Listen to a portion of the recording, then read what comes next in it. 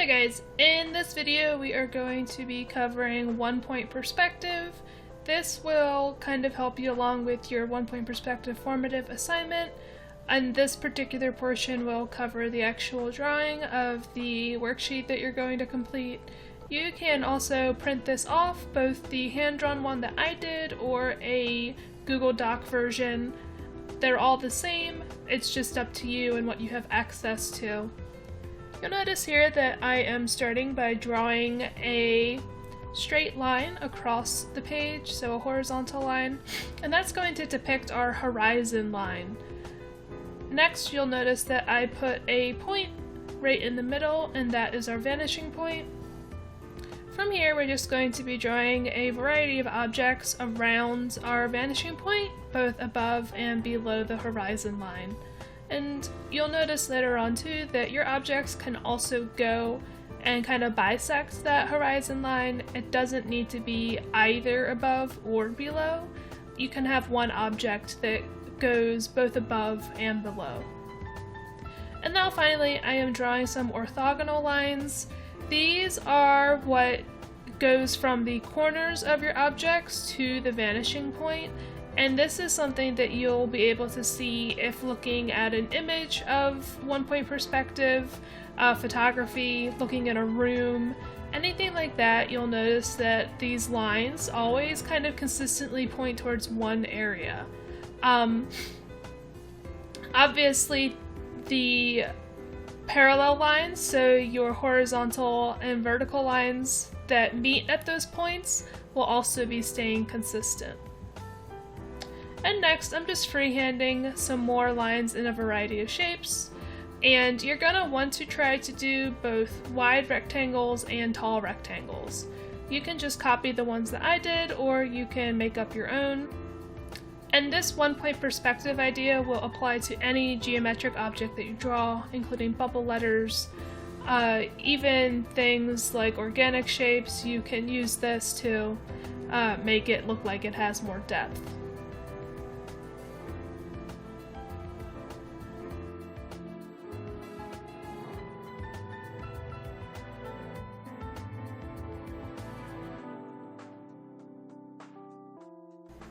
One thing that I'm noting here is that objects that are above the horizon line are going to look like they're floating in air, while objects that are below the horizon line will look like they are on the ground.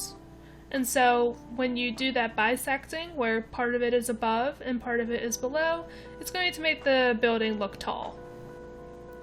And now finally in this bottom section, we are just going to be drawing a box so that we can make a little scene inside of it. We are going to be working on an entire cityscape for our summative project. However, I want you to practice buildings and doing some of the building details. This is also kind of why we worked on the haunted house project a couple weeks ago, so that we had a little bit of reference for some of the detail that we're going to be including now. And you'll notice that I list some things to add to this drawing. So you want to add windows, a door, a sidewalk, details to the house, shutters, and then siding or brick. And you'll see what I ended up doing.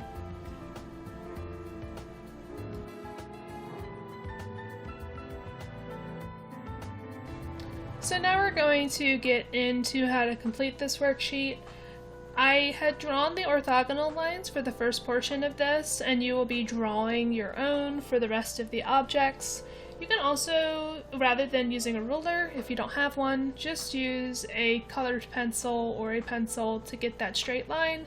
It doesn't need to be exact, and you're not doing any actual measuring.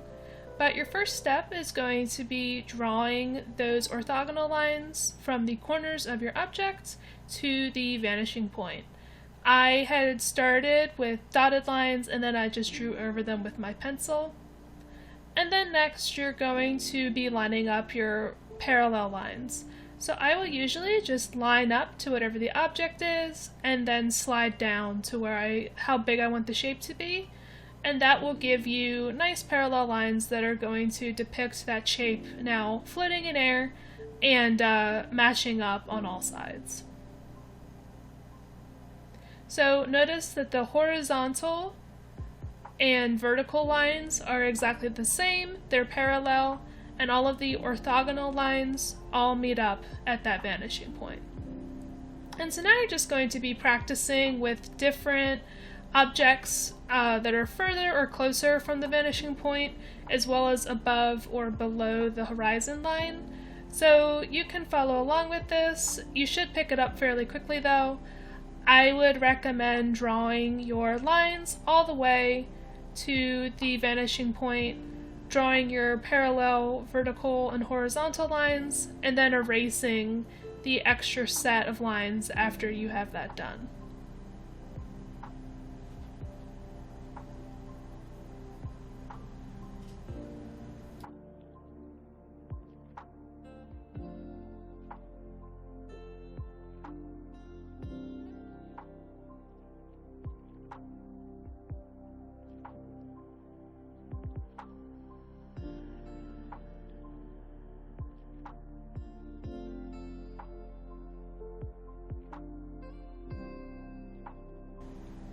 As I'm working through the rest of these practice shapes, just remember that you are going to be connecting the corners to the vanishing point, lining up your ruler or straight edge to the side and bottom of your shape, and then sliding down to whatever width you want your shape to be, and then erasing those extra lines so that you end up with a cube floating in space.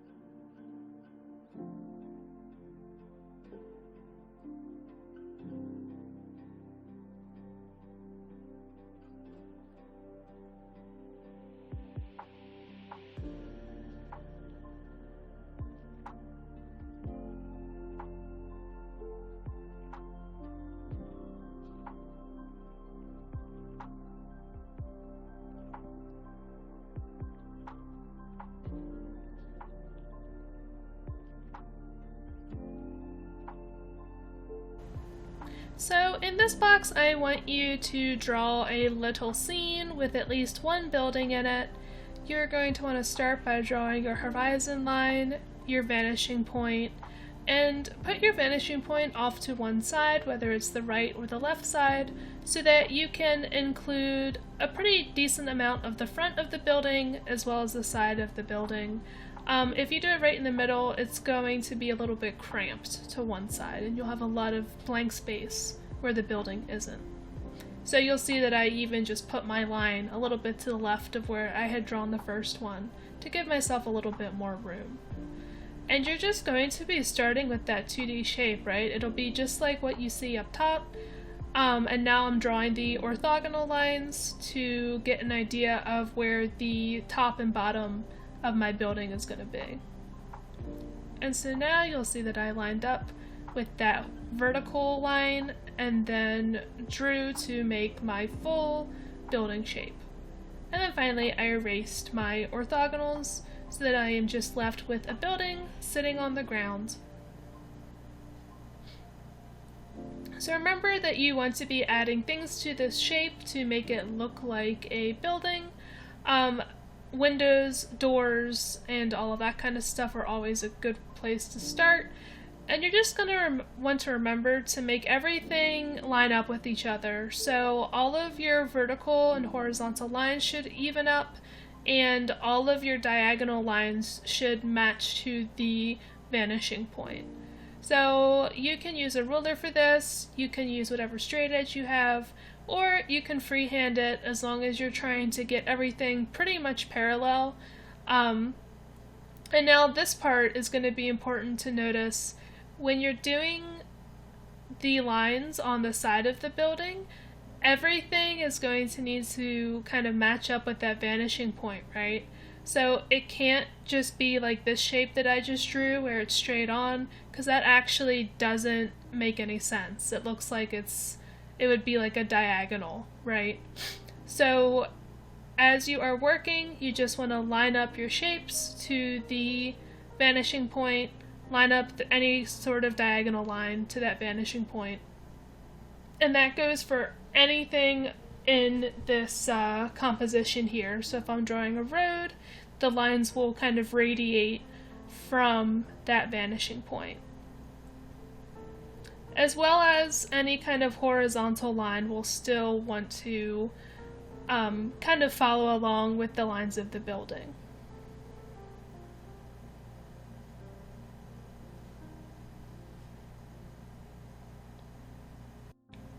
One last thing to note is that if you are doing any kind of dashing or sidewalk, the lines should get closer together the further away from the viewer they are. So it'll look like it's going back into space a little bit better if you make it go from being wider to closer together. And you can notice that in both the sidewalk and in the dashing on the road.